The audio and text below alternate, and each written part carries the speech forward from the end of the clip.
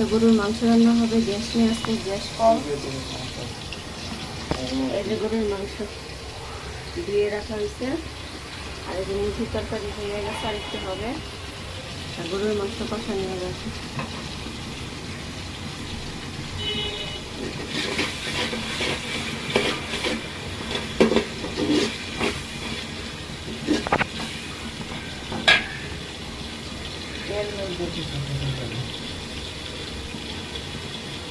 খালাইছে